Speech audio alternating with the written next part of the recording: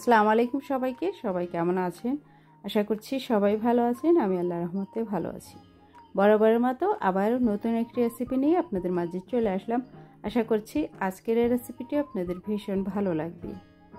তেলের পিঠা আমরা বিভিন্নভাবে খেয়ে থাকি। আজকের এই তেলের পিঠাটা একদম ভিন্নভাবে করেছি। এভাবে আপনারা ট্রাই করে দেখতে পারেন। একদম কেকের মতো টেস্ট আসে। আজকে আমি কলা দিয়ে তেলের পিঠা তৈরি করে দেখাবো।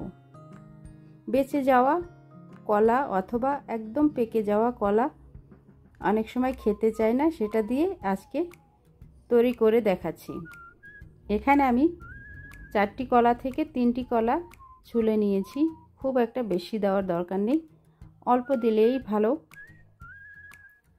এখানে আমি 3টি কলা ছুলে নিয়েছি। এখন একটি ডিম ভেঙে দিয়ে দিলাম। এবার আমি এখানে অ্যাড করে দিব লিকুইড মিল্ক। মিল্কটা দিতে হবে 1 কাপ। আপনারা ইচ্ছে করলে কম বেশি করে দিতে পারেন, তবে 1 কাপ এই রেসিপিতে আমি 1 কাপই মিল্ক দিয়েছি। এখন আমি ভালো করে কলাটা ম্যাশ করে নিব। যতটা সম্ভব ম্যাশ করে নিতে হবে। আপনারা ইচ্ছে করলে এখানে হ্যান্ড ব্লেন্ডার দিয়েও করতে পারেন। আমি ম্যাশার দিয়ে ম্যাশ করে নিচ্ছি। এভাবে ভালো করে ম্যাশ করে নিয়েছি। এখন আমি এই ব্যাটারটা একটু ছেঁকে নিব। ভিতরে কোনো দানা দানা থাকা যাবে না, তাহলে দেখতে অথবা পিঠাগুলো বানাতেও ভালো লাগবে না। এবার ছেঁকে নিচ্ছি। বাড়তি যে শক্ত অংশটা থাকবে সেটা আমি নিব না, ফেলে দিব।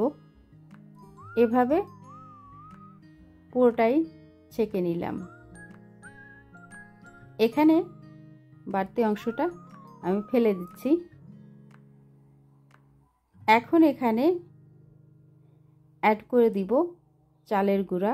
আজকে চালের গুঁড়া পরিমাণে কম দিব, 1/2 কাপ দিয়েছি চালের গুঁড়া। আর এখানে 1 কাপ আমি ময়দা দিব। প্রথমে 1/2 কাপ অ্যাড করব, তারপরে 1/2 কাপ। ঘনত্বটা আমি দেখে তারপরে অ্যাড করব। 1/2 কাপ ময়দা দিয়ে দিলাম। পুরোটাই আমি চেলে নিয়েছি। এবার ভালো করে মিক্স করে নিতে হবে, কোনো দানা দানা থাকা যাবে না।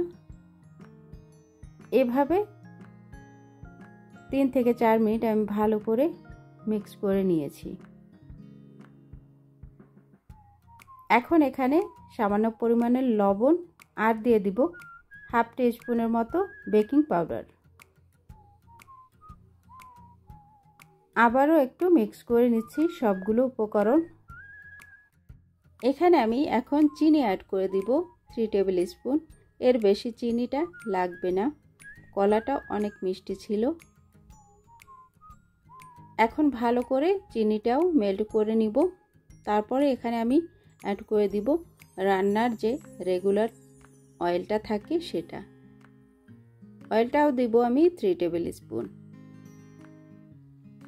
এখন আবারও ভালো করে মিক্স করে নিচ্ছি। অয়েলটা দিলে একদম কেকের মতোই হবে এই তেলের পিঠাটা। এখানে আমি ডিম, কলা, বেকিং পাউডার, চিনি আর তেল সব কিছুই কেকের মতোই অ্যাড করেছি। তো টেস্টটা একদম কেকের মতোই আসে। এভাবে আপনারা তৈরি করে দেখতে পারেন। সব উপকরণ এভাবে মিক্স করে এর ঘনত্বটা দেখে এখানে আরও 1/2 কাপ ময়দা অ্যাড করে দিলাম। ময়দাটা লাগবে সেটা আমি বুঝতে পেরেছি, সেজন্য আমি প্রথমে বলেছি যে এখানে 1 কাপ ময়দা অ্যাড করতে হবে। এখন তেলের পিঠা বানানোর জন্য একদম ব্যাটারটা রেডি। সব উপকরণ মিক্স করা হলে 10 মিনিট রেস্টে রেখে দিব আমি। তারপরে সরাসরি চুলায় চলে আসব। চুলায় প্যান বসিয়ে দিয়ে অয়েল দিয়ে আমি হালকা গরম হলেই পিঠাগুলো আগে দিয়ে দিচ্ছি। আর পিঠাটা দ্রুত ভেজে নিতে হবে, ভিতরে কিন্তু একদমই কাঁচা থাকবে না। আর এখানে কলা আর মিল্ক দিয়েছি, সেক্ষেত্রে কালার কিন্তু দ্রুত চলে আসবে। এভাবে সবগুলো পিঠা আমি তৈরি করে নিয়েছি। দেখতে যেমন হয়েছিল, খেতেও মাশাআল্লাহ অনেক ভালো ছিল। এভাবে আপনারা কলা দিয়ে ঝটপট তৈরি করে নিতে পারেন তেলের পিঠা। আশা করছি ভালো লাগবে। ভালো লাগলে অবশ্যই আমার চ্যানেলটি সাবস্ক্রাইব করে নেবেন। আজকের মতো বিদায় নিচ্ছি। সবাই ভালো থাকবেন। আল্লাহ হাফেজ।